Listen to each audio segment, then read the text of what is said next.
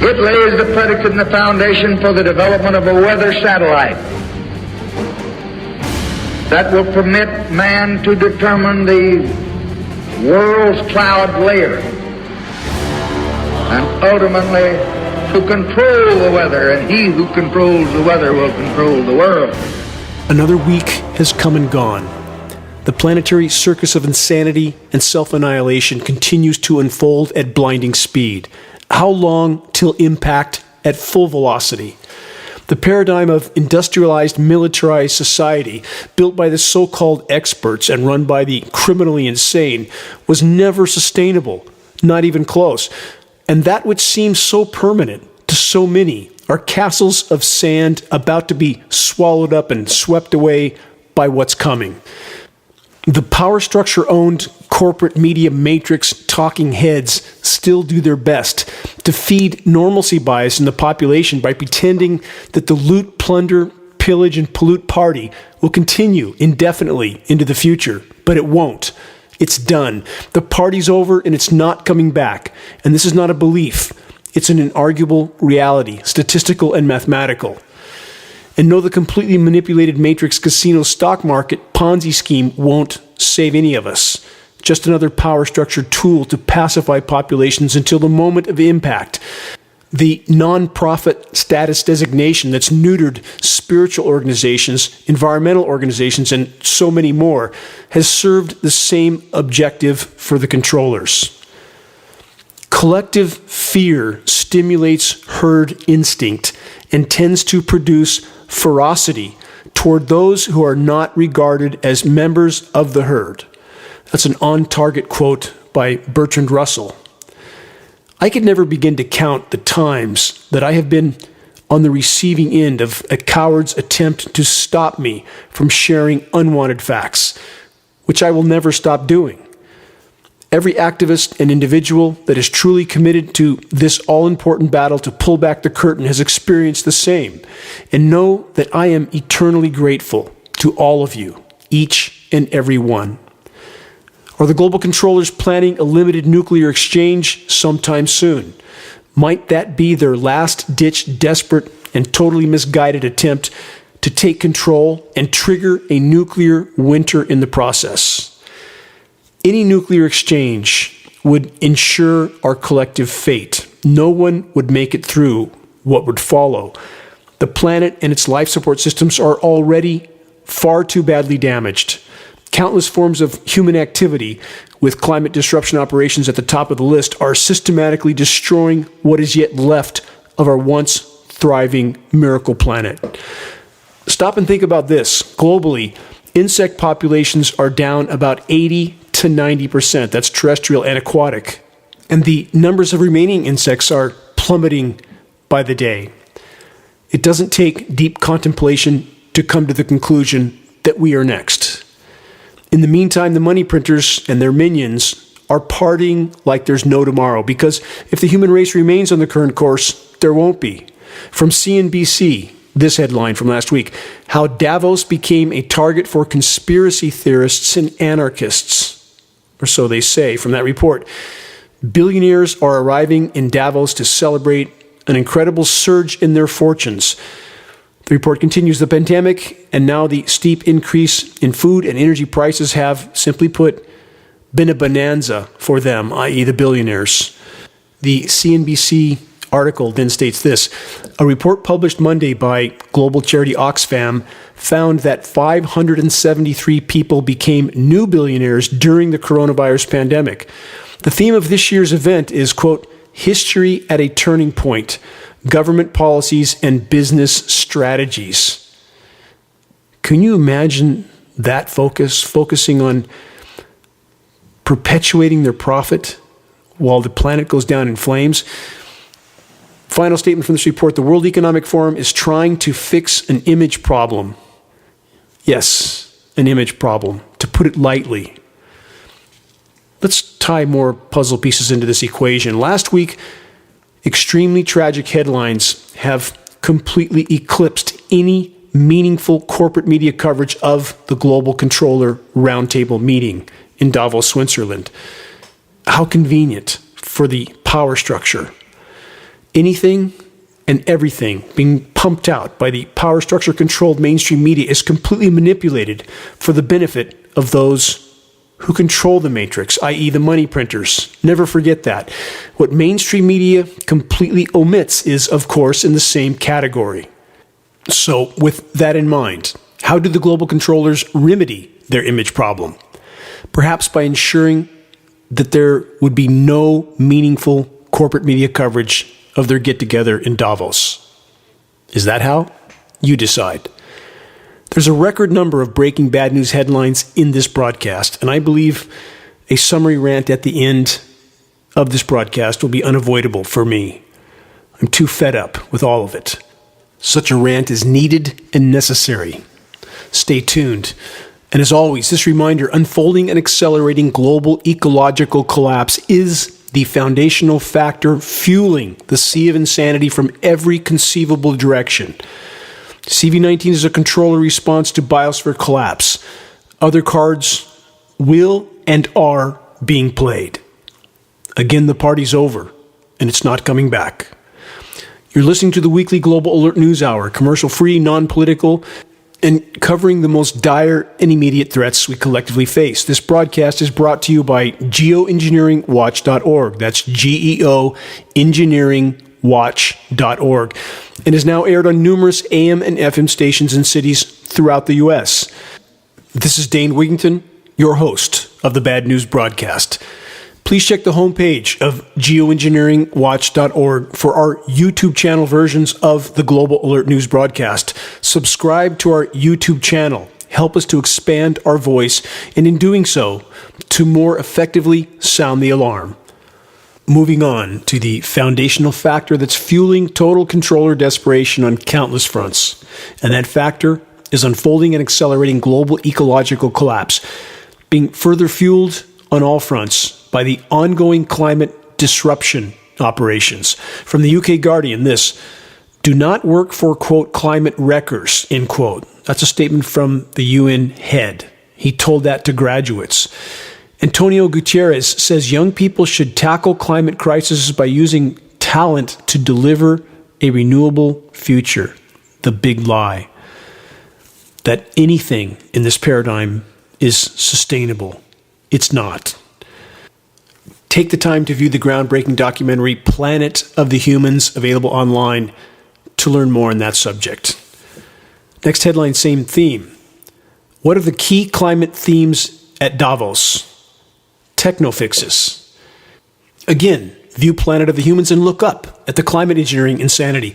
Climate engineering is covert weather warfare, nothing less. Next headline from phys.org. Temperature records broken across the U.S. as UN, again, United Nations again, warns of continued climate disruption. And they would know, wouldn't they? The report states high temperature records were also set this week in Spain and France. Many locations around the globe, but what our media showed us was the cold in Denver, Colorado last week. Yeah, it was 94 degrees the day before the snow and 90 a day or two after, but what they really focused on was the fact there was a record-setting snowstorm in Denver. Not nature. Climate engineering. There's this footnote as well. The forests of Northern California hit temperatures of 103 degrees last week, followed by days of featureless white skies with excessive surface level haze. Try not to breathe if you don't want to inhale highly toxic climate engineering elements like aluminum, barium, strontium, polymer fibers, and graphene. Climate engineering elements which lab testing has long since proven are in our air column. Also from last week, this headline: people in the US and the UK face huge financial hit if carbon fuels lose value, study shows, i.e. big oil and coal, etc. The report states strong climate action could wipe $756 billion from individuals' pension funds and other investments in rich countries. Do you see the pyramid here? How obvious could it be? Those in power must try to maintain the status quo until the last possible second, because once the dominoes start to fall, it's a cascading collapse, each domino knocking over a successively bigger domino until total collapse occurs at blinding speed. Can't have an economy, a society, or civilization without a functional environment. and that is almost gone. Stop and consider this mentality, this insanity. The notion that we don't need a functional living planet when we can have a big bank account instead. Again, a planetary asylum. Next, from last week, oil and gas industry seized on war in Ukraine to water down climate policy report shows. No surprise here. The disaster capitalists will try to fill their pockets with monetary gain even as the proverbial ship goes down. Pirates filling their pockets on the sinking ship. Again, it will do them no good on a dead planet. And unfortunately, the vast majority of first world populations are still fast asleep at the wheel. That will likely change when food market shelves empty out, a moment which is now very near.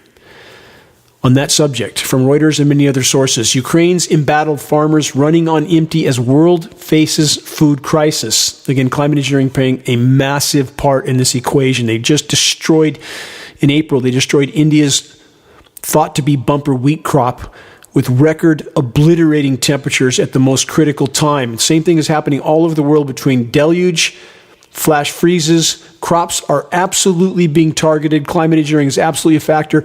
And for those who constantly want to construe falsely that somehow I'm saying the only problem with the climate or the environment is climate engineering, I've never, ever said or inferred that. I've simply stated this is the biggest single part in the equation. It doesn't outweigh all the other parts put together, but we must deal with this particular part first and foremost because it is disabling the planet's ability to respond to the damage done, and it's being used as a weapon of war, a covert weapon of war against populations, a weapon which can bring them to their knees without them ever even knowing they're under assault because the controllers can blame nature, and they are so good at doing exactly that in every arena, from COVID-19 to climate engineering.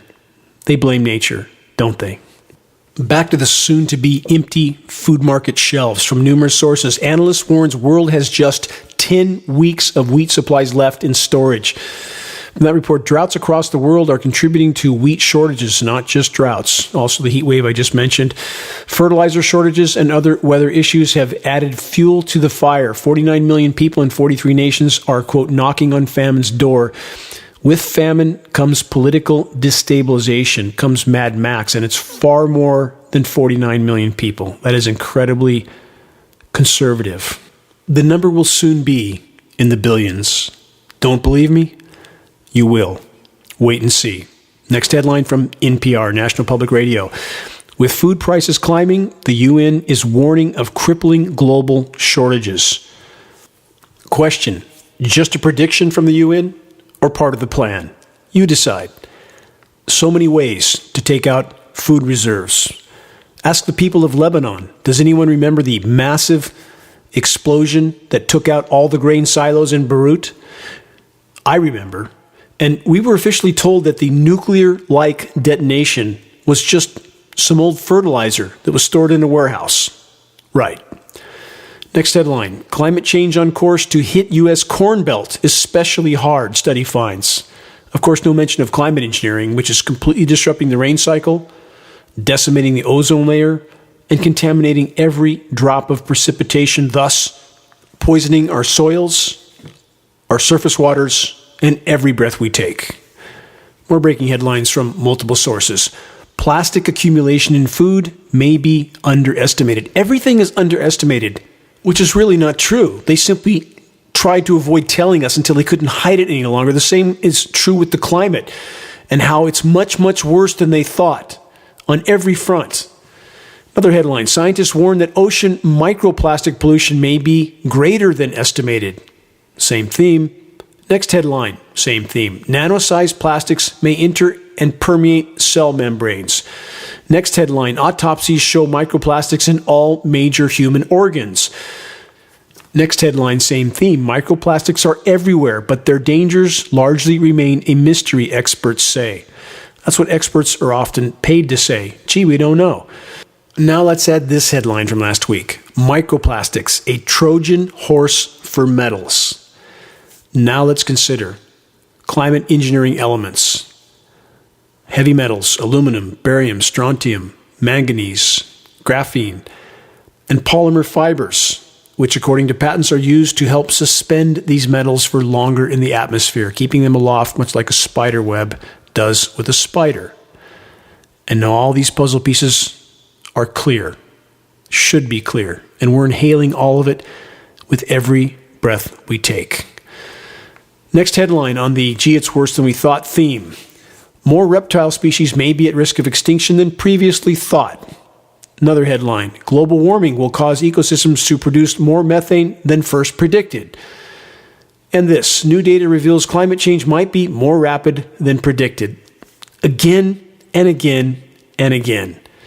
Worse than we thought, over and over and over. And this sounds bad, but it's actually way worse than that. We face near-term mathematical and statistical global omnicide if we remain in the current course. Next headline on that theme, global heat extremes on the rise, study finds. Don't need to have a science study to figure that out, unless you're in one of the engineered cool-down zones, like Denver, Colorado. But people there need to look a little bit past their doorstep, and people, especially in the eastern half of the U.S. lower 48, that's been the most anomalously less warm region in the entire world for 10 years running. Why? Because the U.S. military is 3 times bigger than all the other militaries on the planet combined. Not hard to figure out that they're going to keep the most populated portion of their country cooler to keep their often heavily armed citizens completely dumbed down and in the dark and becoming cognitively less functional every single day due to the constant absorption of neurotoxins like aluminum that are known to reduce our cognitive ability. So many layers to the equation. So many agendas and objectives being carried out at once. Next headline, same theme. Extreme heat tied to higher all-cause mortality. No surprise. When the human organism, like any living organism, becomes too hot, everything starts to break down. Next headline, same theme. Headlines we don't hear about on the U.S. corporate matrix media. It seems this heat will take our lives. That's a quote from a Pakistani. And the headline then states, Pakistan city fearful after hitting 51 degrees C. Translation, 124 degrees Fahrenheit. They were 120 during April. Report states residents of Jacobabad say loss of trees and water facilities makes record-breaking temperatures unbearable. Next headline, same theme. From theeconomist.com, the increasing frequency of fatal wet bulb temperatures. Remember, wet bulb is the science term for the combination of heat and humidity that is intolerable to the human body. It can no longer sweat and cool itself. Already happening many places around the globe. We were told it wouldn't happen until mid-century or later. Happening now. Next headline. Astrophysics student discovers link between global warming and locally unstable weather. Without going any further on this report, it's automatically disqualified. It is total disinformation because it doesn't say anything about the climate engineering elephant in the equation. No surprise. From many sources, this, science call for a sharp cut in methane to avoid climate crisis. Too late. It's already here. The report states scientists have raised a new warning. To keep temperatures from rising, the world needs to cut methane right now. Clamping down on carbon dioxide will not be enough. For the entire length of our existence, nearly a decade and a half, Geoengineeringwatch.org has tried to sound the alarm about the methane monster issue. And now the so-called climate science community is just catching up. Why? Because the totality of what's unfolding can't be hidden for much longer. Climate engineering is connected to all of it, but you'll never hear that from any official source. How bad is the methane meltdown problem? Search this heading online. Siberian methane craters. Take a good long look at the images. What's occurring on the Arctic seafloor is exponentially worse still. And for those that are not familiar with why the atmospheric methane buildup is an existential threat, methane is covering the atmosphere like a layer of glass. The sun's energy gets in, but not out. Over a 10-year time horizon, methane is 120 times more effective at trapping heat than CO2. Climate intervention operations in the attempt to use weather as a weapon and in the attempt to mask the severity and immediacy of planetary meltdown have only further fueled it.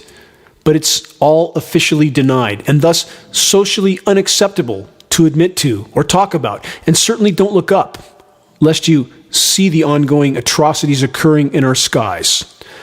From DW.com in Germany, this, from climate to war, world entering a critical era. The report states, quote, "The world is not ready for an age in which environmental degradation meets increased armed conflict," suggests a new report from the Stockholm International Peace Research Institute. First, do we really need a team of scientists to tell us this?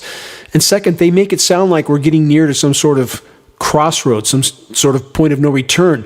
That happened at least 2 decades ago. Keep that in mind. From eand.co, this, "The age of extinction is here. Some of us just don't know it yet." This report states we're crossing the threshold of survivability and there's no going back. I certainly concur with that. Statistically and mathematically, it's inarguable. I've been told by some that my broadcasts should come with a lifetime subscription to Prozac. I understand this news is grim, and I wish it was otherwise, but how are we to deal with what's coming if we can't even face it? But the truth is this, we can face it. Doing so is a choice, and if more summon the courage to make such a choice, we could yet alter the equation in the right direction, even at this late hour. There's only one way to find out. We must face the gathering storm head on.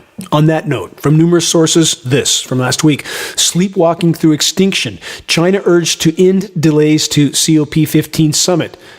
This is all a joke, smoke and mirrors theater. That's all it is. All major powers are colluding and cooperating on the climate engineering insanity to try to keep business as usual until the last possible moment, which draws near on the current course. Next headline, China coal expansions threaten higher methane levels worldwide. Next headline, let's string a few of these puzzle pieces together. Gas wells leak explosive levels of methane in Bakersfield. So it's not just China, is it? No. Let's keep going on that theme. Biden is breaking his climate promises. What are the consequences? Question mark. Biden begins Asia tour, says we'll end dependence on those who, quote, don't share our values. I'm honestly not sure if Biden even knows what he's saying at this point, but let's examine what he said. Biden's quote, "So that our economy is not dependent on countries that don't share our values." What values, Mr. Biden? America first? Make America great again? Meet the new boss, same as the old boss. And what's the ongoing theme? Loot, plunder, pillage, and pollute until nothing is left. America, 5% of the world's population, consuming over 25% of the world's resources. It would take at least 5 planets to even level off the trajectory of total collapse that we're on. 5 planets. Next headline from etcgroup.org. The sugar daddy of geoengineering. What might that be? Bill Gates again. Here we have Bill Gates has many carbon-based fuel interests. No surprise. While he's funding global climate engineering research. Sounds like a contradiction, doesn't it? It is. The report continues, the powerful billionaire has a deep attachment to techno solutions that don't interfere with the normal functioning of capitalism and his large financial stake in the continued extraction of carbon fuels. Wow. What a conflict of interest. And about the source of this information, also no shortage of total hypocrisy. The ETC group pretends to be committed to protecting the environment while they simultaneously pretend that climate engineering isn't raging in our skies. Yes, we're all drowning in a rapidly rising sea of hypocrisy and outright insanity. But the powers that be want to do all they can to stigmatize any that dare to call it what it is. Follow me through with this next new report from the BBC. Here's the headline. Why is climate doomism going viral? And who's fighting it? Question mark. Again, BBC headline. From the report, climate doomers believe the world has already lost the battle against global warming. BBC says that's wrong. And while that view is spreading online, there are others who are fighting the viral tide. BBC then states climate doomism is the idea that we're past the point of being able to do anything about global warming, and that mankind is highly likely to become extinct. They continue, climate scientist Dr. Frederick Otto, who has been working with the UN's Intergovernmental Panel on Climate Change, says, quote, I don't think it's helpful to pretend that climate change will lead to humanity's extinction, end quote. Pretend? Let's stop, stand back, and think about that for a moment. Virtually every aspect of the web of life is totally collapsing. Can't just turn it off. 80 to 90% of insect populations, 70% of global wildlife populations, ozone layer collapse, oceans are collapsing. And we are going to pretend that the mathematical statistical trajectory doesn't graph out where it is, near-term human extinction. Though the people that are pretending are these people, pretending that it's not as bad as it is. And they keep pretending, and they're going to keep pretending until the last possible moment. And that's how you keep populations pacified and controlled and subdued until that moment hits. Last excerpt from the BBC Disinformation Report. They say doomism taps into and exaggerates that sense of hopelessness and the potential collapse of civilization. No, quote, potential. Again, mathematical and statistical certainty on the current course. They add this, TikTok says it works with accredited fact checkers to limit the spread of false or misleading climate information. They then end with this, for more information about mental health support, visit the BBC Action Line. So it would seem that if, based on verifiable frontline facts, that if one comes to the obvious conclusion that total collapse is already unfolding, the BBC suggests we seek mental health support. Not hard to see where this is going. And now plug in the pending proposal for your so-called government to subordinate our rights to the WHO, the World Health Organization. Question, will the World Health Organization then decide who is sane and who isn't? If we don't draw a line in the sand now, then when? You're listening to the weekly installment of Global Alert News, the Bad News broadcast. This is installment number 355, May 28th, 2022. This is Dane Wigington, your host. Global Alert News is brought to you by Geoengineeringwatch.org, Geoengineeringwatch.org, the largest and most visited website in the world on the subject of climate intervention operations, known as geoengineering. The commercial-free, non-political Global Alert News Hour is now broadcast on AM and FM stations in Northern California, Texas, Alabama, Florida, Denver, Washington State, Oregon, the Northeast, Sacramento, San Diego, San Francisco, Santa Cruz, Phoenix, and Las Vegas. Geoengineeringwatch.org wishes to express our deepest gratitude to those that have helped us expand our reach and our voice in this desperate last-hour effort to sound the alarm. And in regard to sounding the alarm, please help us to share the groundbreaking documentary, The Dimming, which fully exposes the climate engineering atrocities. The best way to share this film is by circulating the direct link to The Dimming from the homepage of geoengineeringwatch.org. You can view this film for free there. Sharing directly helps us to overcome social media censorship.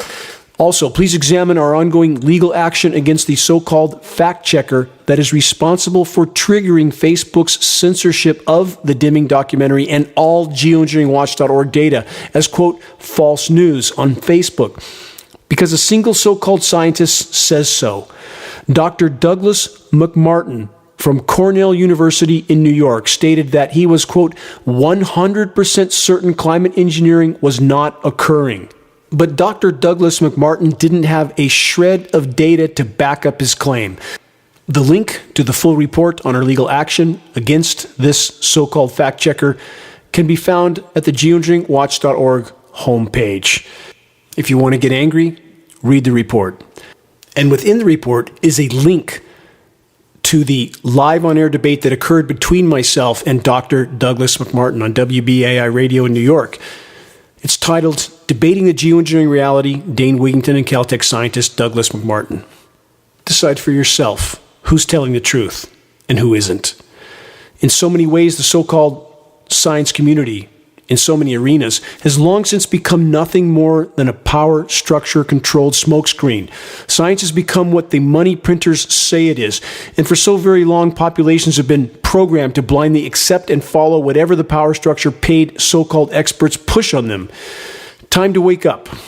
Power structure puppets pretend to be invested in the preservation of populations and their posterity, their health, their welfare, their longevity, but stand back and face the wider horizon. The controllers have long since made known their intent to radically reduce global populations. Again, a reminder of this U.S. National Security Report from nearly a half-century ago, December 10th, 1974, titled National Security Study Memorandum, Implications of Worldwide Population Growth for U.S. Security and Overseas Interests, i.e. Resources for the Empire. It's known as the Kissinger Report.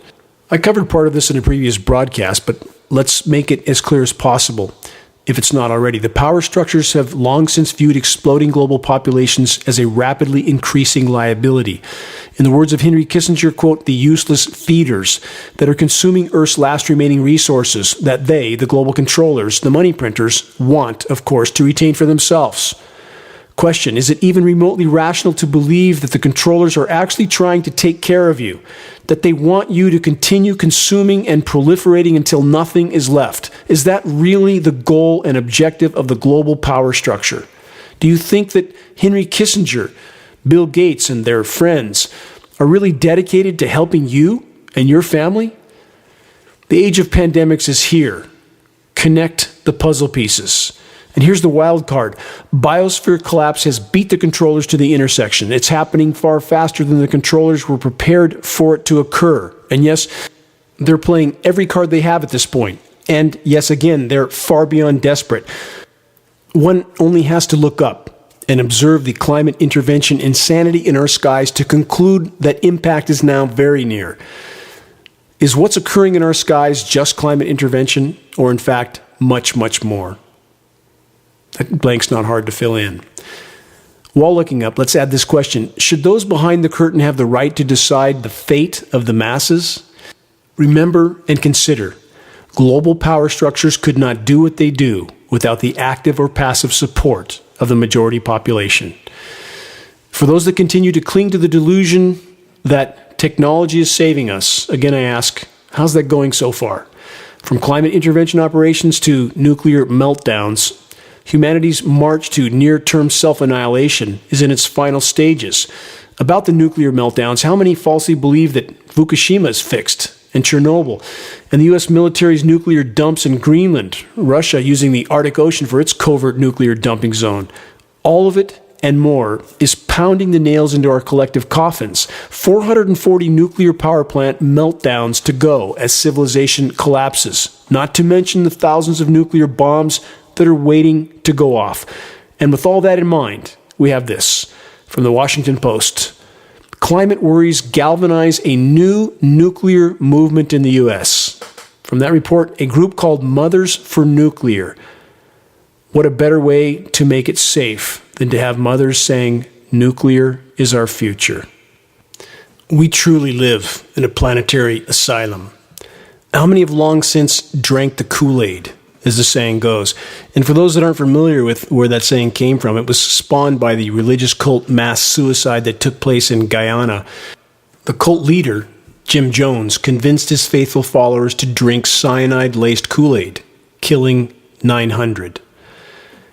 The current Truman Show paradigm has become an overlapping combination of Jonestown and Easter Island. Easter Island being the hallmark example of a population that blindly consumed their resources until there was nothing left to eat, at which point the population began to consume each other. Welcome to the Mad Max on steroids paradigm, coming to a location near you. Let's cover a few more headlines from the asylum, and then let's read between the lines. Last week, from multiple sources, human-made iron inputs into the Southern Ocean 10 times higher than previously estimated. Remember we talked about this earlier? Everything's much worse than we thought. Oh, gee, we didn't know. From that report, it's generally thought that iron inputs from the atmosphere to the ocean primarily come from natural sources. From where? What natural sources? They didn't even know, they just guessed. However, a study reported in Climate and Atmospheric Science Journal in collaboration with Cornell, Douglas McMartin's University and Colorado universities found that the contribution of human-made iron in the Southern Ocean is 10 times higher than previously believed. Imagine that. Geoengineeringwatch.org has stated on the record over and over that SRM operations, solar radiation management operations, the spraying of toxic materials into the atmosphere over the oceans, were also doubling as ocean iron fertilization to force the ocean to uptake more carbon, which makes it far more acidic than it should be. It's a way to mask the true carbon buildup on the planet, and those in power will do anything to keep business as usual until the last possible moment. So with all that in mind, how these operations, clearly from a source other than what the science community has disclosed to us, has further acidified the ocean. Let's add this headline. Study examines the effects of ocean acidification on phytoplankton's energy stores. And guess what? The plankton are doing horrifically, as is the rest of the ocean, and these ocean fertilization zones become dead zones.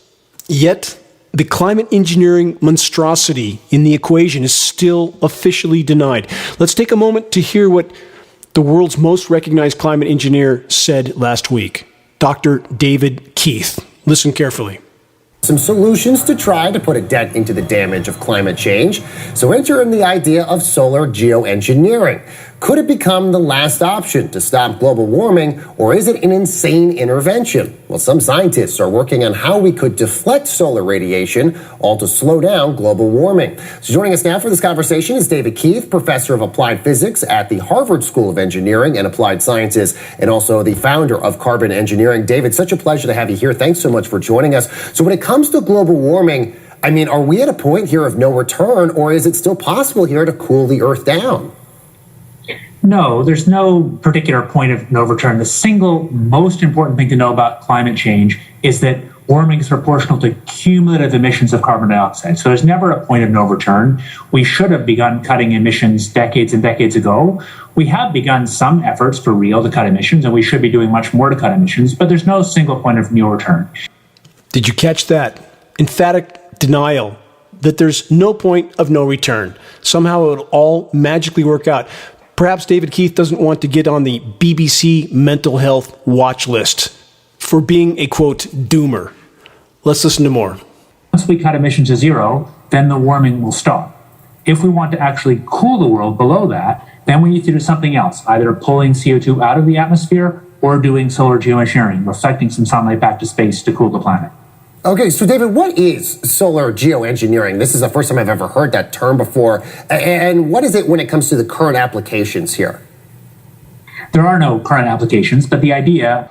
Did everyone catch that? There are no current applications, i.e., you're not really seeing the jet you're seeing in the sky spraying. It's not really there.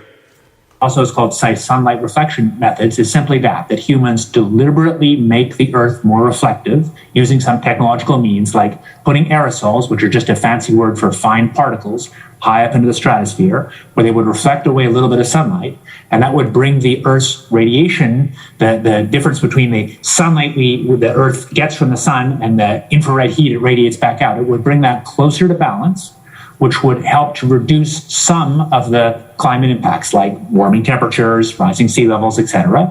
And there's actually quite a lot of evidence that these things could do that in a crude way, but we don't know enough about how big the risk would be, when we could implement them, and how they'd be governed. What did Dr. Keith miss in the risk assessment? That we all get to breathe the millions of tons of atmospheric aerosols that settle down in the air column. And that's what the question was that I asked him in the international conference, which you can view in the dimming. And his answer was, have we done any studies on toxicological effects, human and environmental? No. Could terrible things happen tomorrow? We don't know. Watch it on film on the dimming. Let's continue with Dr. Keith.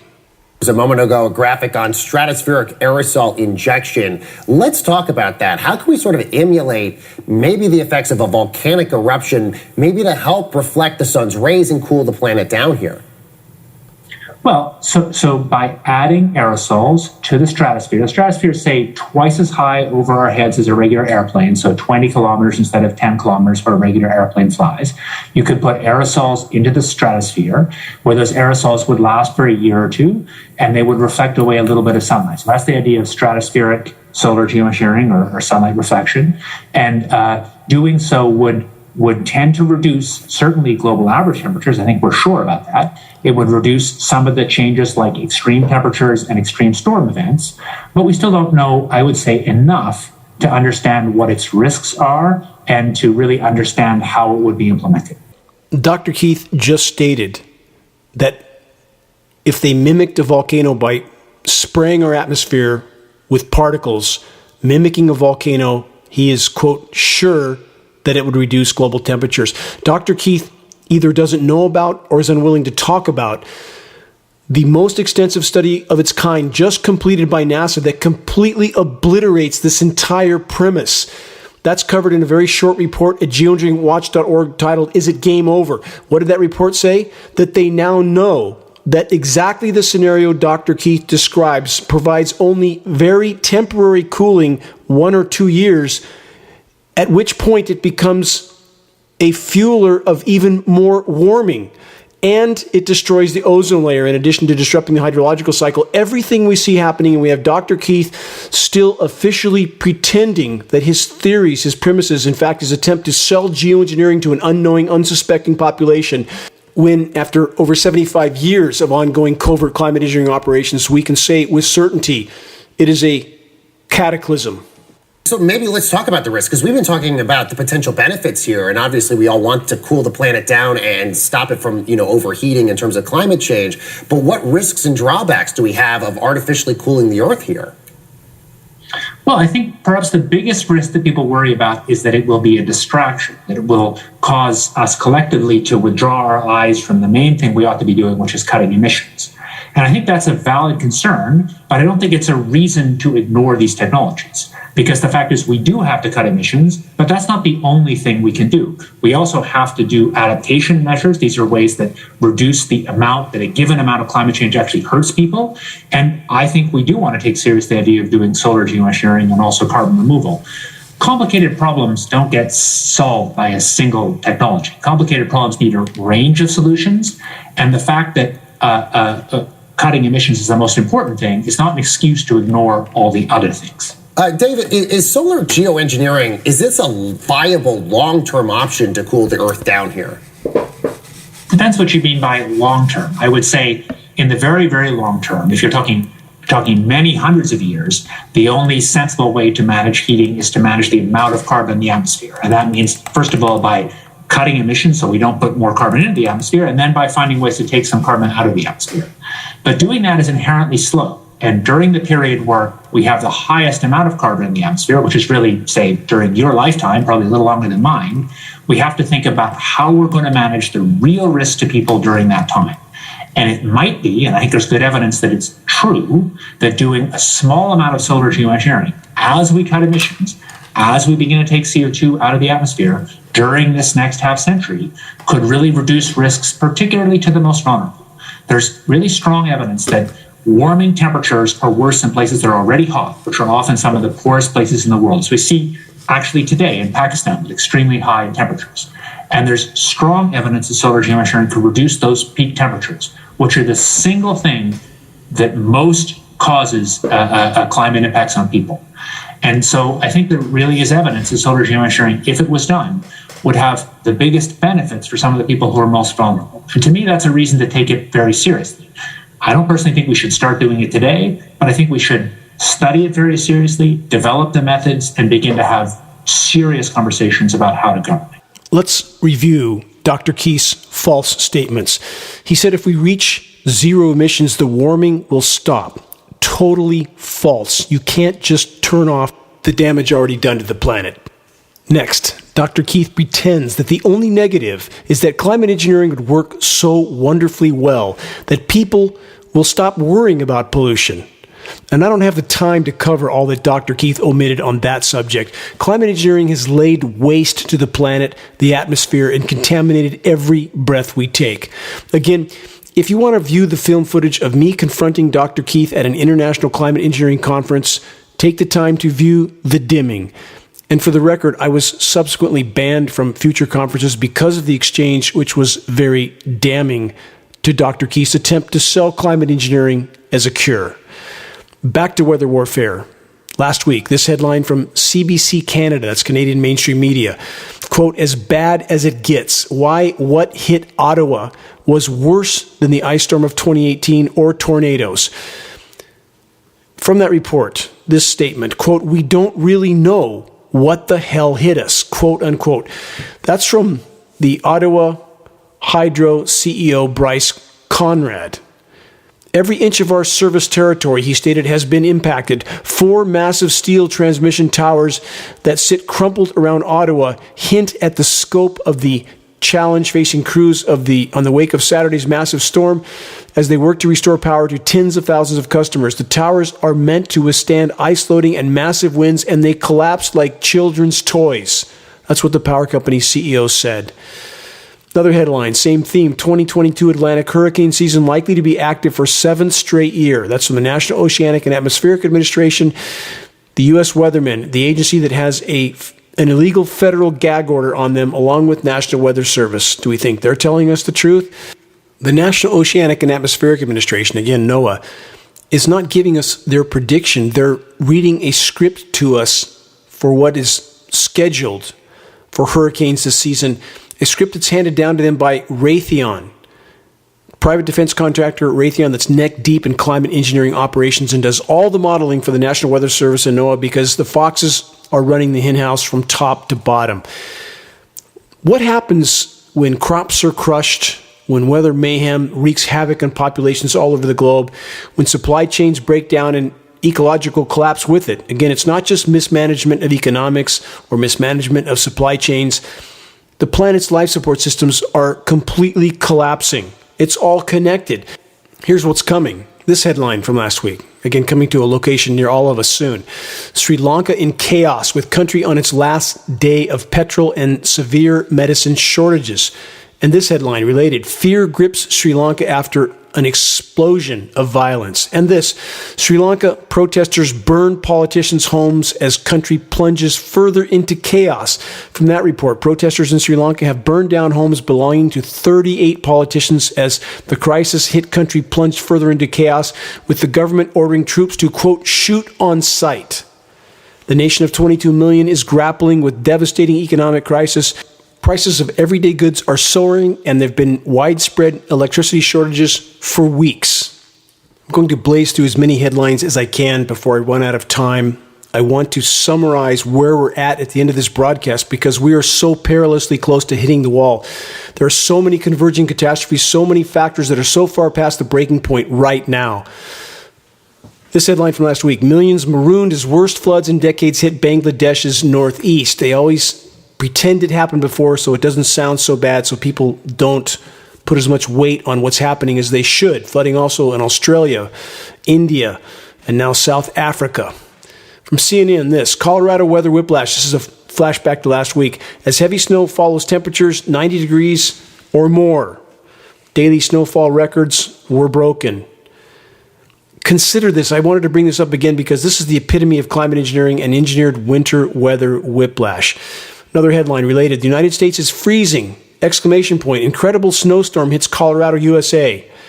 May 21st, 2022, 1 week ago. And that's the kind of sensationalized headlines that climate engineers seek because it confuses and divides populations on the true state of the climate. And why won't anyone else in alt media help geoengineeringwatch.org shine the light on the engineered winter weather whiplash that creates these flash freezes, massive hail stones that damage everything?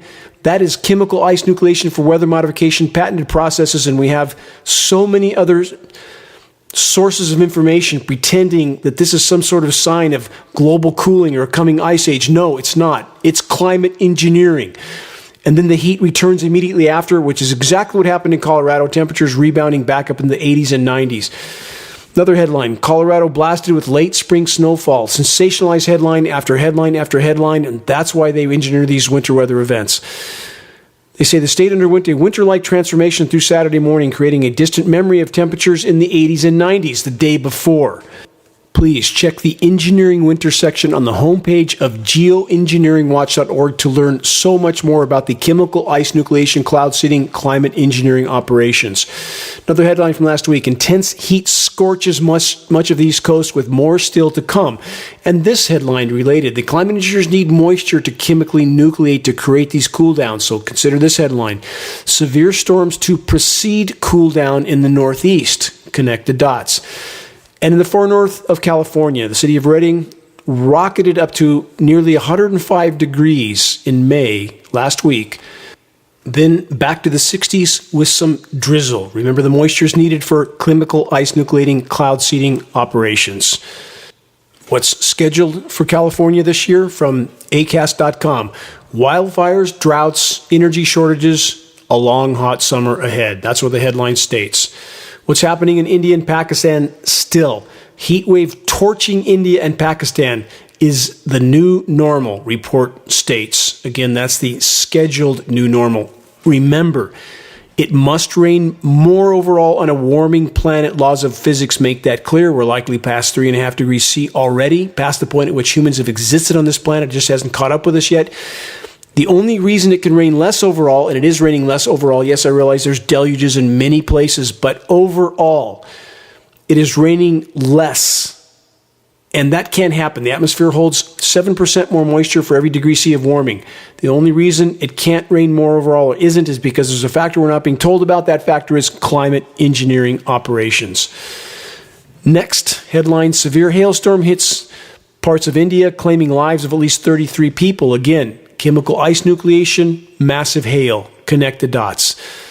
Next headline: scientists say rainforest trees dying twice as fast as 4 decades ago. Everything happening faster than we were told or led to believe. Next headline: tropical tree mortality has increased with rising atmospheric water stress. That's not a hard dot to connect. We don't need a science team to tell us that, do we? And what's missed in all these reports? Vapor pressure deficit. Again, weave all these puzzle pieces together. Climate engineering desiccant particles can absorb and accrete all atmospheric moisture. There's no dew in the mornings in so many locations, and it lowers the humidity in some regions so much that the trees shut their stomata, the respiratory ports. They can't breathe. They can't absorb CO2. They can't exhale oxygen. Bottom line is, climate engineering wreaking havoc on the entire web of life from top to bottom. If it continues, we're done. Game over. Next headline: who cares if Miami is 6 meters underwater in 100 years? Question mark. That's HSBC executive's incendiary climate comment. It's not going to take 100 years. We're not going to be here in 100 years. On the current trajectory, it's likely 10 years is extraordinarily optimistic. And I want to clarify something, because when I quote certain statistical trajectories, people, or I should say some, come to false conclusions. For example, when the statistical trajectory for functional collapse of the ozone layer is currently 18 to 24 months ahead, that doesn't mean we all disappear overnight. It means you can't grow food. It means you have to stay out of the sun. It means the ocean dies because the plankton dies. But everything doesn't instantaneously end. So please consider the context in which I state certain statistical equations. Please consider that, so we stand on credible data and come to credible conclusions. Next headline: oceans at most acidic level in 26,000 years. It's far worse than that. Again, all these reports are radically downplayed from the severity of what's unfolding. And this: a vicious cycle of oxygen loss threatens water quality in lakes. It's threatening water quality in all bodies of water. And thus you have headlines like this: the U.S. has spent more than $2 billion on a plan to save salmon, but the fish are vanishing anyway. You can't just put a Band-Aid on what we've done to the planet. Breeding fish in hatcheries and dumping them into increasingly lifeless bodies of water isn't going to fix anything. Co-extinction needs to be considered. Cascading co-extinction, in fact.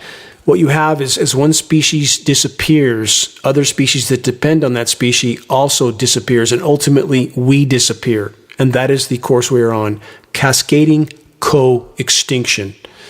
The tidal wave of converging cataclysms is upon us. Our species has never before faced what's already unfolding all over the globe. The storm isn't just coming, it's here. And even now, precious few seem to see it, and fewer still are prepared to face it. What's the greatest threat we collectively face? At the core, it's ourselves. Those in power that rule from behind the curtain couldn't do what they do without the active or passive support of the majority population. The morally bankrupt and mentally depraved have always sought and gained power and control. This subgroup of the human species has generally band together in rigorously organized factions, state-sponsored crime syndicates that print our currencies and control our governments. We are now in a virtual state of free fall toward what few can yet comprehend. The unthinkable, unimaginable climate, ecological, and societal collapse is here.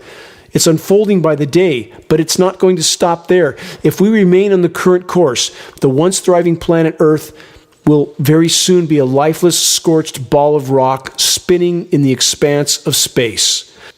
Global power structures and the media they control are doing everything in their power to mask and obscure the totality of what's actually unfolding. This is about us, not just abstract things like temperature changes, which are already far higher than we're being told.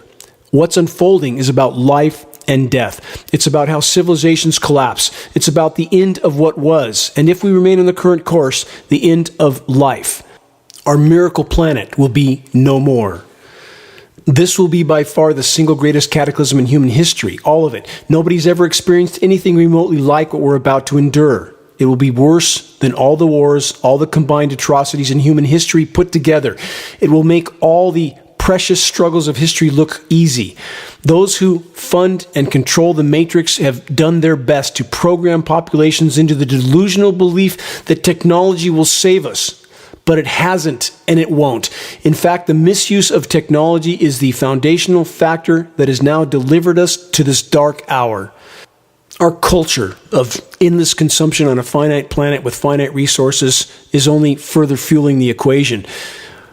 Our culture is made up of endless bread and circus, Netflix, and endless reality shows, not stories which explain the statistical and mathematical trajectory of near-term self-annihilation that we're on. Our society is tuned out of all this, and as a result, most are, even now, completely clueless. Our economies tell us all we're to do is to work at meaningless jobs which make billionaires richer, and never, not even for a moment, are we to think about our plight. So we don't. Those that dare to acknowledge the converging catastrophes that are closing in on us all are shunned by the programmed conformists.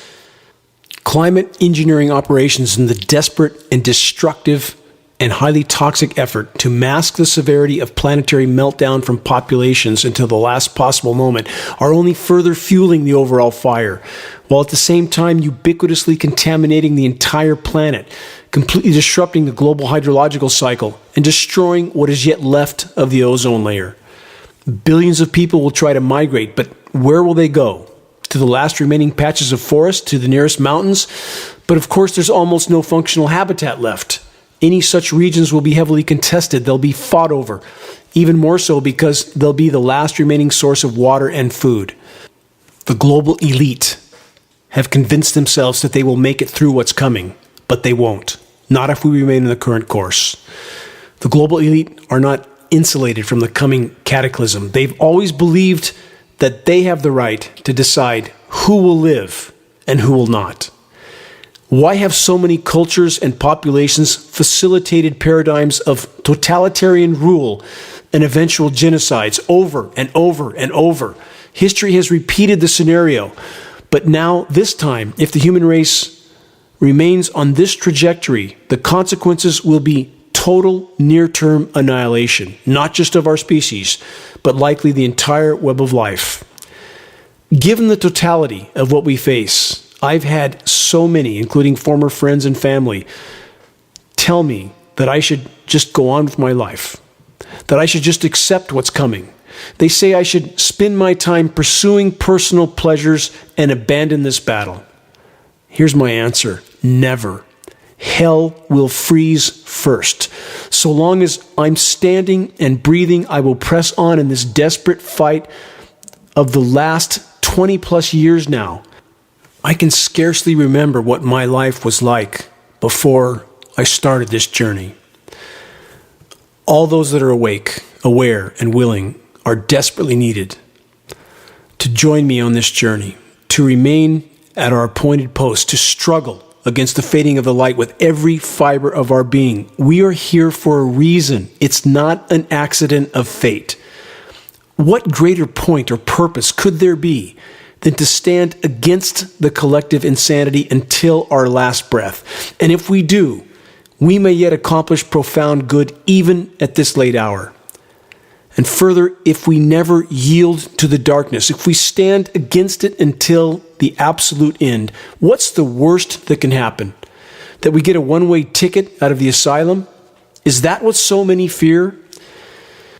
To hear from our Maker, from the Creator, "Well done, thou good and faithful servant," is it not our duty to strive to be such a servant? I will never walk away from this fight, ever. Not until the Creator decides my fate. Each and every day, we must all remember what's in our control and what's not. Focus on what is. Learn how to effectively and efficiently move this fight forward. Check the activist suggestions section on the homepage of geoengineeringwatch.org on the right-hand column to learn specific details on how you can help in this most critical battle. And in doing so, to play your part in this epic effort to turn the tide of insanity. Time is not on our side. Make your voice heard. Make every day count. Until next week, stay strong, and let's keep marching forward in this fight with every fiber of our being, no matter what comes. We can't lose if we don't quit. Face to the wind. This is Dane Wigington with geoengineeringwatch.org.